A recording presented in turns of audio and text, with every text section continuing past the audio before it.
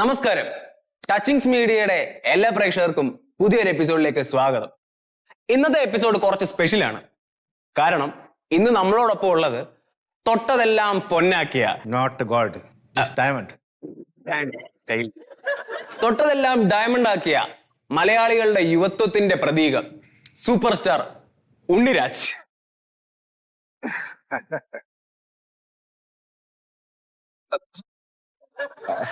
Welcome sir പുതിയ എപ്പിസോഡിലേക്ക്. Sir, ഇന്ന് താങ്കളോട് ഞാൻ ചോദിക്കാൻ ഉദ്ദേശിക്കുന്നത് എന്റെ ന്യൂ പടം അല്ല സർ, പിന്നെതാ അത് ഹിറ്റായ പടമുണ്ട്, അതിനെ കുറിച്ചല്ല സർ ഇന്ന് നമ്മൾ ചോദിക്കുന്നത്. പിന്നെ പുതിയൊരു ഏറ്റവും പുതിയതായിട്ട് നടന്നൊരു സംഭവത്തെ പറ്റിയാണ്. അതൊന്നും ഇവിടെ പറയണ്ട. എന്താണ് പറ? അതായത് താങ്കൾ പുതിയതായി ഒരു രാഷ്ട്രീയ പാർട്ടിയിൽ ചേർന്നു. പഴയ രാഷ്ട്രീയ പാർട്ടി വിടാനുണ്ടായ കാരണം എന്താണ്? മണ്ടന്മാരെ കൂടെ നിൽക്കാനൊക്കെ പറ്റൂല. അതുകൊണ്ട് ഞാൻ പുതിയ പാർട്ടിയിലേക്ക് വന്നു. അത് എൻ്റെതായ ഒരു പ്രത്യയശാസ്ത്രമുണ്ട്. അത് പ്രചരിപ്പിക്കാൻ എനിക്ക് കോൺഫിഡൻ്റ് ആയ പാർട്ടി വേണ്ടേ. അതായത് താങ്കൾ വരുന്ന തെരഞ്ഞെടുപ്പിൽ മത്സരിക്കുമെന്നല്ലേ പറഞ്ഞതിന്റെ അർത്ഥം? പിന്നെന്തിനാണ് ഇവിടെ ഞാൻ തെരഞ്ഞെടുപ്പ് മത്സരിക്കാൻ തന്നെയാണ് പാർട്ടിയിലേക്ക് വന്നത്. പിന്നെ വെറുതെ ആണോ? നോക്കി നിൽക്കാനാണോ? ഞാൻ മത്സരിക്കും. അപ്പോ ഞാൻ മറ്റൊരു ചോദ്യം ചോദിച്ചോട്ടെ ഉണ്ണി സാർ. എന്താണ്? താങ്കൾ രാജ്യസേവനത്തിനായി ഇറങ്ങുന്നു. താങ്കളുടെ പാർട്ടി അതിനെ പാടെ അവഗണിച്ച് താങ്കൾക്ക് മത്സരത്തിൽ സീറ്റ് തന്നില്ലെങ്കിലോ? ഞാൻ പുതിയ പാർട്ടി ഉണ്ടാക്കും. ഞാൻ മത്സരിക്കും. എല്ലാ നിയോജക മണ്ഡലത്തിലും ഞാൻ മത്സരിക്കും. ഞാൻ ഏറ്റവും ടോപ്പ് പ്രധാനമന്ത്രി വരെ ആവും. അതുള്ള കഴിവ് എനിക്ക്, കോൺഫിഡൻസ്. മനസ്സിലായോ? തീർച്ചയായിട്ടും താങ്കളുടെ ആ പുതിയ തീരുമാനത്തിന് നമ്മുടെ ടച്ചിങ്സ് മീഡിയയുടെയും പ്രേക്ഷകരുടെയും എല്ലാവിധ ആശംസകളും നേരുകയാണ്. സർ, ഇതിനിടയ്ക്ക് മറ്റൊരു സംഭവം ചോദിച്ചോളട്ടെ. അതായത് താങ്കൾ ഒരു സ്കൂളിൽ ചെല്ലുകയും അവിടുത്തെ കുട്ടികളുടെ മുമ്പിൽ തുണി പൊക്കി കാണിക്കുകയും പിന്നെ അവരെ അസഭ്യം പറയുകയും ചെയ്തു എന്നൊക്കെ ഒരു സംഭവം ഉണ്ടായല്ലോ. എന്താണ് അതിനെ പറ്റി? ആ സ്കൂളിലേക്ക് എന്നെ ക്ഷണിച്ചിട്ടാണ് ഞാൻ പോകുന്നത്. എന്റെ പ്രസംഗം കേട്ട് അവർ ആഹ്ലാദത്തിൽ എന്നോട് പറഞ്ഞു, സിനിമയിൽ ഏതെങ്കിലും രംഗം ഒന്ന് കാണിക്കാൻ പറഞ്ഞു. ഞാൻ അഭിനയിച്ചൊരു സിനിമയിൽ ഒരു രംഗം കാണിച്ചു. ഞാൻ അഭിനയിച്ച എല്ലാ സിനിമയിലും ഞാൻ മുണ്ടൂര് നല്ല പുളിച്ച ചെറിയ അങ്ങോട്ടി പറയും. ഇത് ഞാൻ കാണിച്ചു, ഇനിയും കാണിക്കും, ലോകം മൊത്തം കാണിക്കും. ഞാനിപ്പോ കാണിച്ചുകൊണ്ടേയിരിക്കുന്നു. അതെന്താ തെറ്റ്? അവർ പറയുന്നു, ഞാൻ ചെയ്യുന്നു.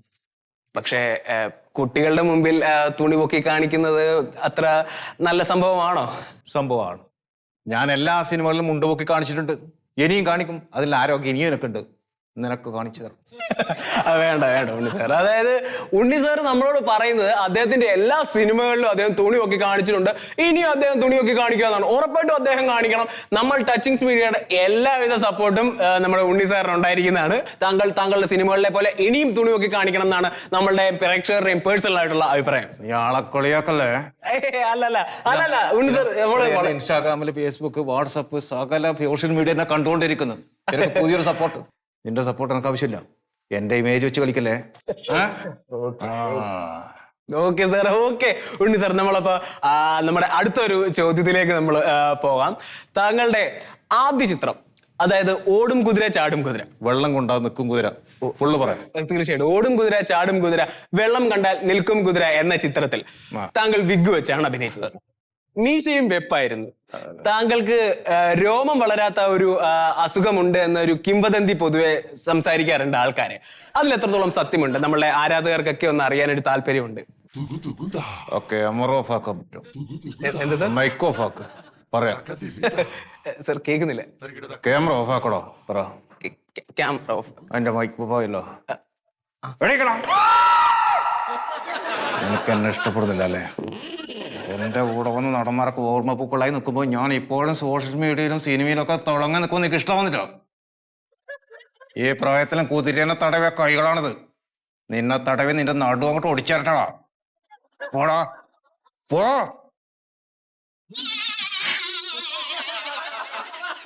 എന്താ ക്യാമറമാരൊക്കെ നോക്കി നിൽക്കുന്നു? ഓഫ് ആക്കിട്ട് പോകാനായിട്ട്.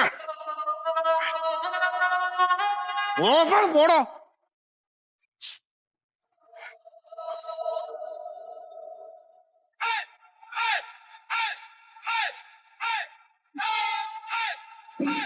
എല്ലാവർക്കും നമസ്കാരം. എന്നെ പരിചയപ്പെടുത്തേണ്ട ആവശ്യമില്ല എന്ന് തോന്നുകയാണ്. എൻ്റെ 21ാമത്തെ സിനിമയാണ് മച്ചില മാറാല. അതിപ്പോൾ റിലീസിങ്ങിന് ഒരുങ്ങി നിൽക്കുകയാണ്. എൻ്റെ കൂടെ സിനിമയിലെ നായകനും നായികയും പ്രൊഡ്യൂസറും പിന്നെ നമ്മുടെ സൂപ്പർ താരം ഉണ്ണിയും എല്ലാവരും എൻ്റെ കൂടെ ഉണ്ട്. ഞാൻ ഇതുവരെ ഹൊറർ സിനിമ ചെയ്തിട്ടില്ല, ഒക്കെ ഫാമിലി മൂവിയായിരുന്നു ഞാൻ ചെയ്തിരുന്നത്. നിങ്ങൾ ഒരുപാട് ഹൊറർ മൂവി കണ്ടിട്ടുണ്ടാവും, പക്ഷെ അതിൽ നിന്നൊക്കെ വളരെ വ്യത്യസ്തമായിട്ടുള്ള ഒരു ഹൊറർ മൂവിയാണ് മച്ചില മാറാല. മലയാള സിനിമയിൽ ഒരു അത്ഭുതം എന്ന് വേണമെങ്കിൽ ഈ സിനിമയെ വിശേഷിപ്പിക്കാൻ പറ്റും. 90 കോടിയാണ് നമ്മുടെ പ്രൊഡ്യൂസർ ഈ സിനിമയ്ക്ക് വേണ്ടിയിട്ട് ചിലവാക്കിയിരിക്കുന്നത്. അത്രയും പ്രയാസപ്പെട്ടിട്ടാണ് ഞങ്ങൾ ഈ സിനിമ ചിത്രീകരിച്ചിരിക്കുന്നത്. സത്യത്തിൽ ഇതിൻ്റെ പ്രിവ്യൂ കണ്ടിട്ട് ഞങ്ങളെല്ലാവരും തന്നെ ഞെട്ടിപ്പോയി, അല്ലേ? ഞങ്ങൾ തന്നെ ഞെട്ടിപ്പോയി. കാരണം മണ്ടോദരിയൊക്കെ വാവിട്ട് കരയുകയായിരുന്നു അമ്മയെന്നൊക്കെ പറഞ്ഞ്, ഓർമ്മയുണ്ടോ? അത്രയും പേടിപ്പിക്കുന്ന ഒരു സിനിമയാണ് മച്ചില മാറാല. സത്യത്തിൽ ഈ സിനിമ ഞാൻ പ്ലാൻ ചെയ്തപ്പം നമ്മുടെ മലയാളത്തിലെ സൂപ്പർ താരമായ സത്യശീലൻ എന്നെ വിളിച്ചിരുന്നു. അദ്ദേഹത്തിന് ഈ സിനിമയിൽ ഒരു വേഷം വേണം, നായകനല്ലെങ്കിലും ഒരു വേഷം എനിക്ക് തരണം ഒരു സാറേ എന്നൊക്കെ പറഞ്ഞ് എന്നെ വിളിച്ചു. പക്ഷേ ഞാൻ നേരത്തെ സ്വരൂപിനെ ഫിക്സ് ചെയ്ത് പോയി. സ്വരൂപിനെ പോലുള്ള ഒരു ചുറുചുറുക്കുള്ള ചെറുപ്പക്കാരനാണ് എനിക്കിതിൽ നായകനായിട്ട് വേണ്ടത്. അപ്പം എന്തായാലും ആ സന്തോഷം കൂടി ഞാൻ നിങ്ങളെ അറിയിക്കുകയാണ്. പിന്നെ നിങ്ങൾക്ക് ചോദിക്കാം, നിങ്ങളുടെ ചോദ്യങ്ങൾക്ക് ഉത്തരം പറയാൻ ഞങ്ങളെല്ലാവരും തയ്യാറാണ്. ആദ്യത്തെ ചോദ്യം നായികയായ മണ്ടോദരി മേഡത്തോടാണ്.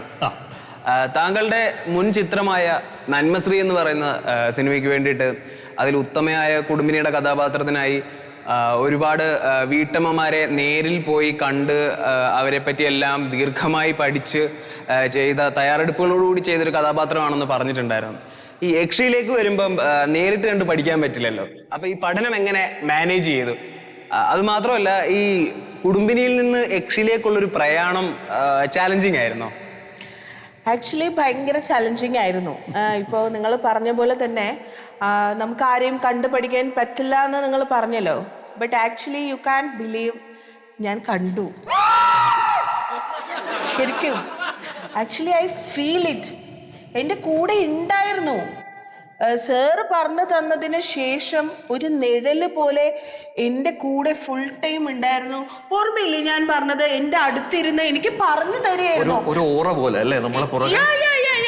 നമ്മൾ ഒരുപാട് വട്ടം സംസാരിക്കുമ്പോൾ ഞാൻ പറഞ്ഞില്ലേ, മിണ്ടാതിരിക്കൂ. കാരണം ഒരു തേർഡ് പേഴ്സൺ ഫീൽ ചെയ്യാൻ പറ്റുന്നുണ്ടായിരുന്നു. അതെ, ആ തേർഡ് പേഴ്സൺ ഞങ്ങൾക്ക് പറഞ്ഞു തരുമായിരുന്നു, ഇങ്ങനെ ചെയ്യൂ, അങ്ങനെ ചെയ്യൂ, ഞാൻ ഇതുപോലെയാണ് ചിരിക്കുന്നത്, ഞാൻ ഇതുപോലെയാണ് സംസാരിക്കുന്നത്. വലിയ കഴിവാണ്. ആക്ച്വലി സാർ ഒരുപാട് ഹെൽപ്പ് ചെയ്തിട്ടുണ്ട്. പക്ഷെ എന്നാൽ പോലും ഞാൻ അതിലേക്ക് അങ്ങ് ഇറങ്ങി ചെല്ലാൻ വേണ്ടിയിട്ട് ഒരുപാട് ബുദ്ധിമുട്ടിയിട്ടുണ്ട്. ആക്ച്വലി ദീസ് 2 പേഴ്സൺസ്, എനിക്ക് പറയാൻ വാക്കുകളില്ല, എന്നെ ഒരുപാട് ഹെൽപ്പ് ചെയ്തു. പിന്നെ ആ യക്ഷിയിലേക്കുള്ള ഒരു മാറ്റം എന്ന് പറയുന്നത് നമ്മുടെ ഒരു അപ്പിയറൻസിലും കൂടെ വേണമായിരുന്നു. ഓഫ് കോഴ്സ് അപ്പിയറൻസ് ഭയങ്കര ഇമ്പോർട്ടന്റ് ആയിരുന്നു.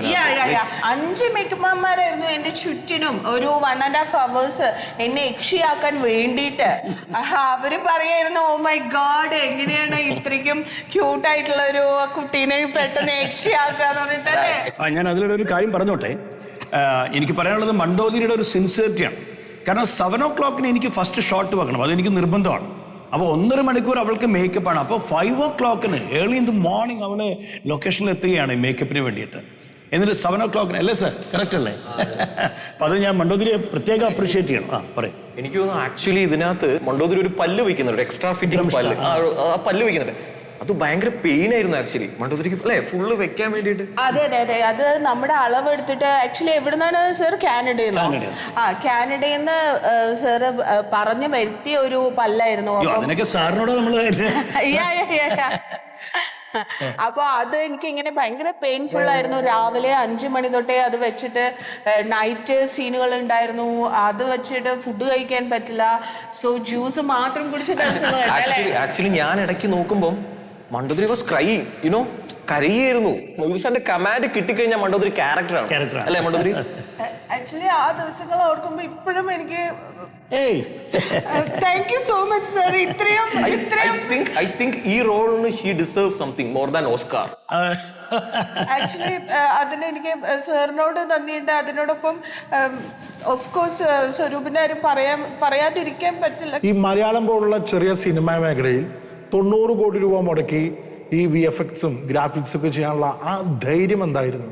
നമ്മളിപ്പോൾ ഈ സിനിമക്കകത്തെല്ലാം പരമ്പരാഗതമായിട്ട് കണ്ടുവരുന്ന ഒരു പരിപാടി എന്ന് വെച്ചാൽ സെറ്റുകൾ ഇടുക എന്നുള്ളതാണ്. ഒരുപാട് സെറ്റുകൾ വലിയ പൈസ മുടക്കി സെറ്റ് ഇട്ടിട്ട് എന്തിന് ആൾക്കാർക്ക് വെറുതെ കത്തിക്കുമല്ലോ. അതുകൊണ്ട് അതിൻ്റെ ഒന്നും ആവശ്യമില്ല. ഇപ്പം എൻ്റെ ഒരു ആഗ്രഹം ഇന്ന്, അതായത് ഈ സിനിമക്കകത്ത് ഒറിജിനാലിറ്റി ഒന്നും ഉണ്ടാവരുത്. ഒരു വീട് ഞങ്ങൾ ഷൂട്ട് ചെയ്യുന്നുണ്ടെങ്കിൽ അത് സാരി കൊണ്ട് മറക്കും, ഷൂട്ട് ചെയ്യും. അത് വീടായിട്ട് നിങ്ങൾക്ക് മനോഹരമായ വീടുകളായിട്ട് തിയേറ്ററിനകത്ത് നിങ്ങൾക്ക് കാണാൻ പറ്റും. അപ്പോൾ അതെൻ്റെ ഒരു ആഗ്രഹമാണ്, ചിരകാല സ്വപ്നങ്ങളിൽ ഒന്നാണത്. പിന്നെ അതുപോലെ തന്നെ ഒറിജിനലായിട്ട് ഈ പടത്തിൽ ഒന്നുമില്ല എന്ന് നിങ്ങൾ വിചാരിക്കരുത്.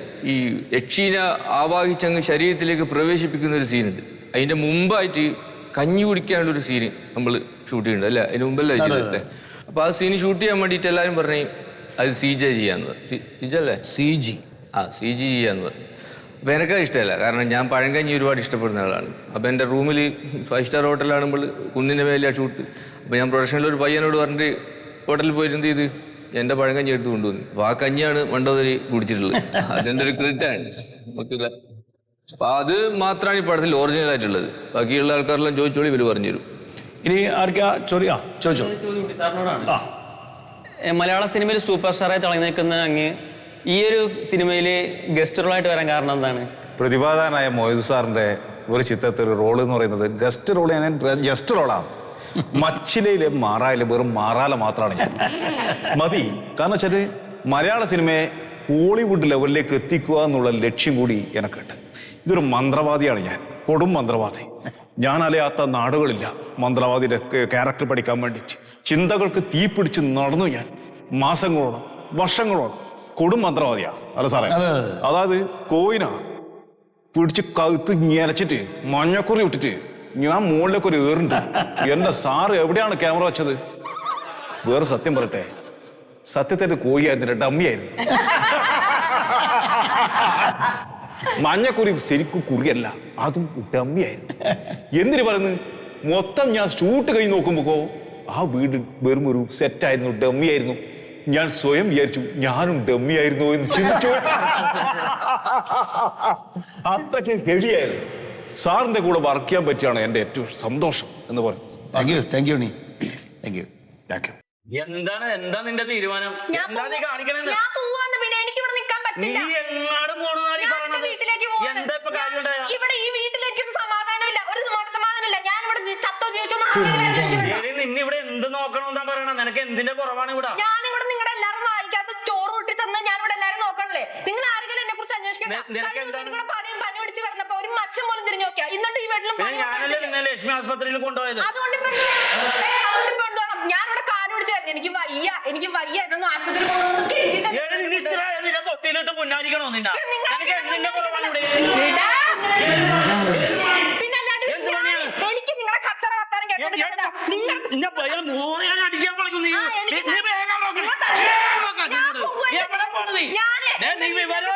നീ ആരോടോ നീ ആരിനോടോ നീ കളിക്കണം?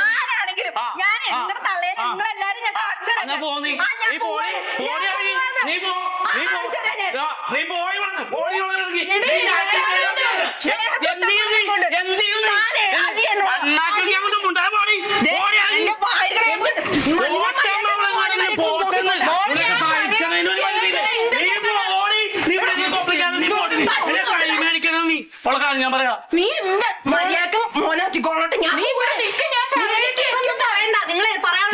നിന്ന് പ്രസംഗിക്കാതെ ഇറങ്ങി പോയോ? നിങ്ങളെ ബാക്കിയുള്ള കോടതിയിൽ ആ കോടതിന്റെ അച്ഛന്റെ അല്ല, കോടതി അമ്മൊന്നും വെറുതെ ഇരിക്കുന്നു. ഞാൻ പോവാ. നീ പോടി വർത്താനം പറയാതെ പോടി. നീ അച്ഛനെ പറഞ്ഞോണ്ട് ഈ ചൂണ്ടി വർത്താനം പറയാതെ പോടി നീ. പിന്നെ നീ ഇവിടെ എനിക്ക് അങ്ങനെ അമ്മൊന്നും ഉണ്ടാതിരിക്കുന്നു. അവളൊക്കെ പോയിട്ട് വന്നോളൂ. ഇതൊക്കെ പോട്ടെ അമ്മമാര്. അവളോടൊന്നും സംസാരിക്കേണ്ട, അതൊക്കെ വള്ളി പൊട്ടിയ കേസാണ്. അമ്മ ചായ എടുത്തേ, അവള് പോട്ടെ. ചായ ഒന്നുമില്ല, ഗ്യാസ് തീർന്നേക്കണല്ലേ. ഗ്യാസ് തീർന്നേക്കണല്ലേ. തീർന്നത് നേരത്തെ വിളിച്ച് ബുക്ക് ചെയ്തൂടെ? വിളിച്ച് ബുക്ക് ചെയ്യാത്ത നടന്നത് എന്താണ് നടന്നതെന്ന് എനിക്ക് അറിഞ്ഞൂടെ. രാവിലെ അവള് വീട്ടിൽ പോകണമെന്നും പറഞ്ഞിട്ട് ഒരേ ബഹളം. രാവിലെ പല്ല് വെച്ച് ഒരു കുട്ടി പുട്ട് തിന്നണാണ്ട് ഇവിടെ ഇരുന്ന്. അത് കഴിഞ്ഞിട്ട് ഇവള് തുടങ്ങി. ഞാൻ എന്ത് ചെയ്യാനാണ്?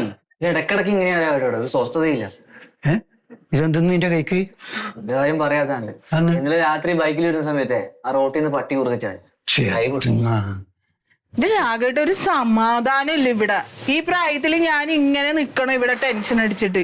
സത്യം പറയല രാഘവേട്ട, ആശിച്ച് മോഹിച്ചത് ഈ വീട് ഉണ്ടാക്കി വെച്ച് എന്നിട്ട് അതിൽ കയറിയിട്ട് ഒരു സമാധാനവും കിട്ടണില്ല ഇവിടെ, ഒരു സമാധാനം. ഇവിടുത്തെ കക്കൂസ് എവിടെയാ? തൂറാൻ കൂട്ടിട്ട് വന്ന അല്ല, കക്കൂസ് എവിടെയാ നിർമ്മിച്ചേ? അതകത്താണ്, 3 കന്നിമൂലക്കാ? അതൊന്നും അറിയാൻ പാടില്ല. ഇത് വാസ്തു ഒന്നും നോക്കിയിട്ടില്ല നിങ്ങൾ വീട് കെട്ടുമ്പോ? വാസ്തു നോക്കിച്ചിട്ട് തന്നെ വെച്ചാ വലിയൊരു പണിക്കരെ കൊണ്ടെന്ന് കാണിച്ചാണ്. അങ്ങനെ ഏതെങ്കിലും ഉപ്പേനെ കൊണ്ട് കാണിച്ചിട്ട് പറ്റൂലെന്ന്. ശരിക്കും വാസ്തു വിദഗ്ധനെ കൊണ്ട് കാണിക്കണം. അപ്പൊ ഇനി അങ്ങനെ ആരെങ്കിലും ഉണ്ടെങ്കിൽ എന്നാ നമുക്ക് ഒന്നുകൂടി കാണിച്ചാലാ? എന്തിനാണ് ഇവിടെ പിന്നെ എന്ന് ഈ ബഹളം വെച്ച് ഇവിടെ ഇവിടെ കുഴപ്പം വന്നോണ്ടിരിക്കൂലേ? ആ, എന്താ ഈ പറയുന്നത്? അങ്ങനെ ആരെങ്കിലും ഉണ്ട് രാഘവേട്ടാ? ആ, ഒരാളുണ്ട്. അദ്ദേഹത്തിന് വലിയ തിരക്കാണ്. സുഗതൻ എന്ന പേര്. രാവിലെ തുടങ്ങും ആളുകള് ക്യൂ നിൽക്കും. കടം മേടിച്ചാൽ കൊടുക്കാൻ കടം മേടിച്ച അല്ല, അയാൾ അത്ര പ്രശസ്തനാന്ന്. അല്ല, ഇപ്പൊ നമുക്കൊന്ന് കാണണമെങ്കിൽ എന്താ ഉണ്ട്? നമുക്ക് കാണണമെങ്കിൽ മുൻകൂട്ടി ബുക്ക് ചെയ്യണം. ബുക്ക് ചെയ്യാം. ആ, അയാള് കർണാടകത്തില് തമിഴ്നാട്ടില് എല്ലാം പോകുന്ന ആളാണ്. ഞാൻ നോക്കിട്ട് പറയാം. എത്ര തിരക്കാണെങ്കിലും 4 ക്ലോസറ്റ് നോക്കണമെന്ന് പറയണം. അല്ല, ഇനി അതിനൊരു കുഴപ്പം ഉണ്ടാവണ്ട. പേര് ഇല്ല.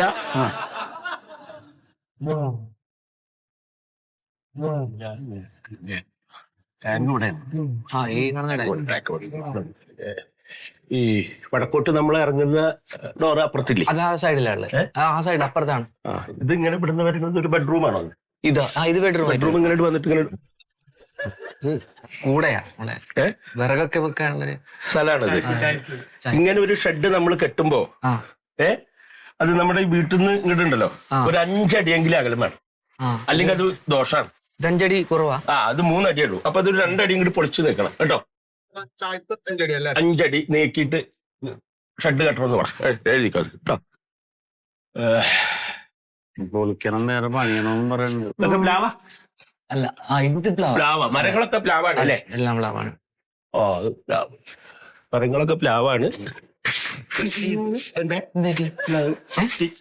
അല്ല, ഇതെന്താ ഇവിടെ ഇങ്ങനെ ഒരു സ്റ്റെപ്പ്? ഇപ്പൊ അവിടുന്ന് മഴവെള്ളം ഇങ്ങോട്ട് കയറാതിരിക്കാൻ വേണ്ടിട്ടേ. വടക്ക് വശത്ത് മുറ്റം എപ്പോഴും ഇങ്ങനെ 3 സ്റ്റെപ്പായിട്ട് ഇടാൻ പാടില്ല കേട്ടോ. ഇത് ഇവിടുന്ന് തൊട്ട് അതുവരെ തൂർക്കണത്. എന്താ കോൺക്രീറ്റ് ചെയ്ത് തൂർക്കണം. ഒറ്റ സ്റ്റെപ്പാക്കണം. ഇതിങ്ങനെ 3 തട്ടായ ദോഷാണ് കേട്ടോ. എന്തായാലും പറ്റിയോ? ദോഷാണ് അത് കേട്ടോ. ഇത് അടുക്കളയല്ലേ? ഇതെടുക്കണം. അടുക്കളയുടെ ഡോറ് വടക്ക് വശത്തേക്ക് കുഴപ്പമില്ല. ഇത് പ്ലാവാണ്. അതും ഇത് കട്ടിലൊക്കെ പ്ലാവാണ്. എല്ലാം പ്ലാവാണ്. അയ്യോ, ടൈലാണ്. ടൈലാ. ഇത് എത്ര സ്റ്റെപ്പ് ഉണ്ട്? ഇത് 1 2 3 വാട്സാപ്പിൽ നോക്കിയാൽ പറയണ പുള്ളി. നമ്മളൊരു വീട്ടിലേക്ക് പോകുമ്പോ ഇത് വരവ്, ഇത് ചെലവ്, ഇത് വരവ്. ഈ വരവില് നമ്മൾ വീടിന്റെ അകത്തേക്ക് കയറണം. ഇത് പാല് കഴിഞ്ഞ് നമ്മൾ ഒന്നുകൂടി വെക്കുമ്പോ ഈ ചെലവായി. അപ്പൊ ഒരു സ്റ്റെപ്പ് കളയണം കേട്ടോ. അടുക്കളയിൽ ചെലവ് കൂടും. ചെലവ് കൂടും. അടുക്കളയിൽ ചെലവ് കൂടും. എന്ത് മേടിച്ചാലും നമുക്ക് തരില്ല. അപ്പൊ അതുകൊണ്ട് അത് മാറ്റണം കേട്ടോ. 2 സ്റ്റെപ്പ് ആക്കണേ. കഞ്ഞിമൂല. ഇവിടെ പ്രശ്നങ്ങളൊന്നും ഇല്ല അല്ലേ? കുഴപ്പമൊന്നുമില്ല അല്ലേ? കുഴപ്പമൊന്നുമില്ലല്ലോ. കുഴപ്പമില്ല എന്ന് പറഞ്ഞാൽ ശരിയാവില്ല. ചേട്ടാ, ഇതൊക്കെ ലെവലാക്കാൻ വേണ്ടി പറഞ്ഞിട്ടുണ്ട്. ഇത് അടിച്ച മണ്ണാണോ? ഇല്ല, പഴയ വീട് പൊളിച്ചിട്ട് ആ തറയിലുണ്ടായ മണ്ണാ.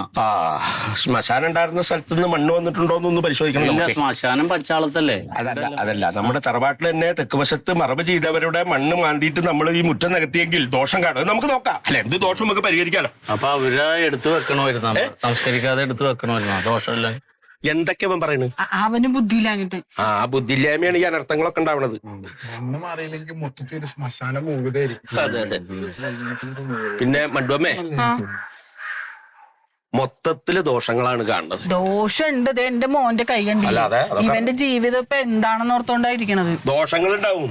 ഒരു വീട് പണിയുമ്പോ വാസ്തു നോക്കിയിട്ട് വേണം പണിയാൻ. അല്ല, വാസ്തു നോക്കിയിട്ട് തന്നെ പണിത്. കുഞ്ഞപ്പൻ മേസ്ത്രിയാണ് ഇതിന്റെ വാസ്തു നോക്കിയത്.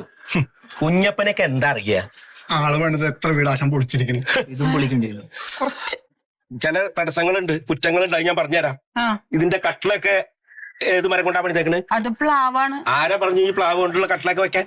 അത് കോൺട്രാക്ടർ മൊയ്ത് പറഞ്ഞ് പ്ലാവ് നല്ല മരമാണ്, കട്ടിലേഞ്ചലിനൊക്കെ പ്ലാവ് തന്നെ വേണമെന്ന് പറഞ്ഞു. ഈ കോൺട്രാക്ടർമാരൊക്കെ കാശ് ലാഭിക്കാൻ വേണ്ടിട്ട് അങ്ങനെ പലതും പറയും. ഒരിക്കലും കട്ടിലകൾ പ്ലാവ് കൊണ്ട് പറ്റില്ല. പ്ലാവ് ദേവന്റെ വൃക്ഷാണ്. ദേവന്റെ അല്ല, ഇത് അച്ഛന്റെ പറമ്പിൽ തന്നെ എന്ന് വെച്ചാൽ പ്ലാവാണ് നമ്മൾ വെട്ടി അർപ്പിച്ച് കട്ടില പണിത്. അതല്ല പറഞ്ഞത്, ദേവവൃക്ഷാണെന്ന്. ദേവന്മാരുടെ വൃക്ഷം. ആ കട്ടില ഒരിക്കലും മുൻവശത്ത് വെക്കാൻ പാടില്ല. അതെ.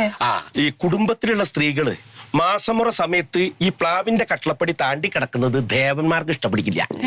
അതങ്ങനെയാണ്. അപ്പൊ അതൊരു ദോഷാണ്. അതെ, ദേവന്മാരാ ഡേറ്റ് നോക്കി നമ്മുടെ കട്ടിലപ്പടിയുടെ അടിയിൽ വന്നിരിക്കല്ലേ. അതുകൊണ്ടാണ് ചില അനർത്ഥങ്ങൾ ഉണ്ടാവണത്. ഇപ്പൊ ഇയാളുടെ ഭാര്യ ഇവിടുന്ന് തെറ്റിപ്പോയി എന്ന് പറഞ്ഞില്ലേ? ഇത്തരത്തിലുള്ള ചില പ്രവർത്തികൾ ചെയ്തിട്ടുണ്ടാവും. അതാണ്. പിന്നെ ഒരു സംഭവം ഞാൻ നോക്കിയത്, സ്റ്റെപ്പ്, വീടിനകത്തേക്ക് കയറുന്ന സ്റ്റെപ്പ്, അതവിടെ 3 എണ്ണാണ്. 3 സ്റ്റെപ്പ് പാടില്ല. 3 സ്റ്റെപ്പ് ആകുമ്പോ നമ്മള് വരവ് ചെലവ് വരവ്, പിന്നെ അകത്തേക്ക് എടുത്തു വെക്കുന്നത് ചെലവാ. അപ്പൊ എപ്പോഴും ചെലവ് ഉണ്ടായിക്കൊണ്ടിരിക്കും. അപ്പൊ ഈ പടിയൊന്നും ഇല്ലാത്ത ഷെഡുകളിൽ ചെലവേ ഉണ്ടാവുള്ളൂ. അവിടെ ഒരു പ്രശ്നമില്ലല്ലോ, നേരെ വരവല്ലേ. ഇതാണ്ടോ, ഇതൊക്കെ അതിന്റെ ഭാഗമായിട്ട് വന്ന വരവാ. വെള്ളമടിച്ച് വണ്ടി ഓടിച്ചിട്ടാണ്. പിന്നെ കക്കൂസ് സ്ഥാനത്ത് കെട്ടിയോണ്ട് മാത്രമില്ല, ഈ ക്ലോസറ്റ് വെക്കണതിന് ഒരു രീതിയുണ്ട്. ഇതെന്തിനാ പടിഞ്ഞാട്ട് തിരിച്ചു വെച്ചേക്കണത്? അങ്ങനെയൊന്നും പറഞ്ഞില്ല. പ്ലംബർ അതിന്റെ സൗകര്യം കയ്യും കാലും വിട്ടാതെ. അങ്ങനെയല്ല, സൂര്യഭഗവാനെ നമ്മൾ നിന്ദിക്കാൻ പാടില്ല. സൂര്യനെ മുഖം തിരിഞ്ഞിരുന്ന് വേണം കാര്യങ്ങൾ സാധിക്കാൻ. അപ്പൊ കിഴക്കോട്ടായിരിക്കണം.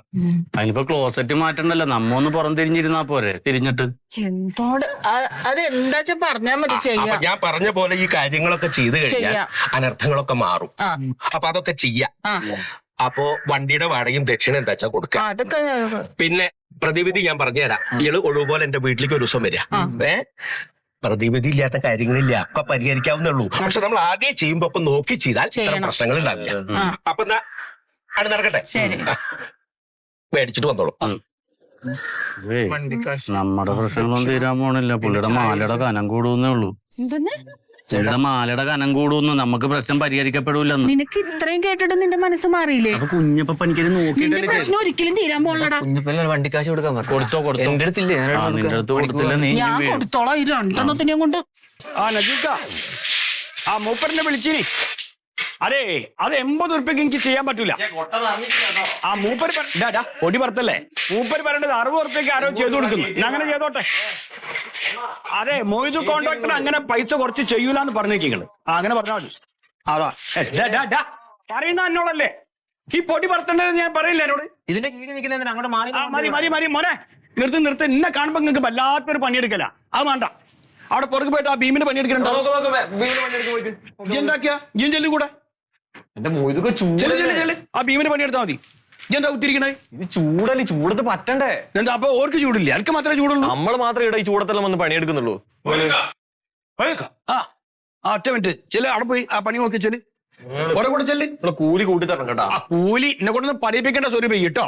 ഇതൊക്കെ ഒരു ദിവസം മേടിക്കണം കൂലി ഉണ്ടല്ലോ. 2 ദിവസം കൊടുത്താൽ അന്യ സംസ്ഥാന തൊഴിലാളി ഒന്ന് സുഖമായിട്ട് പണിയെടുത്ത് പോകും. പണിയില്ലാണ്ടാവുമല്ലോ. എന്തുകൊണ്ട്? എന്താ എന്റെ വിഷയം? അന്ധവിശ്വാസം കൊണ്ട് നമ്മുടെ നാട് കത്തിയായിരുന്നു. കത്ത് എവിടെ? നിങ്ങൾ പത്രം ഒന്നും വായിക്കല്ലേ? പത്രം എന്താ പറഞ്ഞോണ്ടി? മൊബൈൽ നോക്കാൻ സമയം കിട്ടില്ല ഇവിടെ. പിന്നെ പത്രം? അതെ, അതൊക്കെയാണ് നിങ്ങൾ വിഷയം. നമ്മുടെ നാട്ടിൽ അന്ധവിശ്വാസത്തിന്റെ പിടിയിൽ അമർന്നിരിക്കുകയാണ്. അതിനെ പടപുറത്താണ് നമ്മള്. അന്ധവിശ്വാസത്തിന്റെ ആണോ? അപ്പോൾ നമ്മളൊരു സിമ്പോസിയം സംഘടിപ്പിച്ചിട്ടുണ്ട്. എവിടെ? ആ കവലയില് കുടുംബകലവും അന്ധവിശ്വാസവും ഒരു സിമ്പോസിയം. അപ്പൊ അതിന് ഞാൻ എന്തെങ്കിലും സംഭാവന തരേണ്ടി വരും? 1 രൂപ തരാൻ പാടില്ല, അത് നമ്മ വാങ്ങൂല.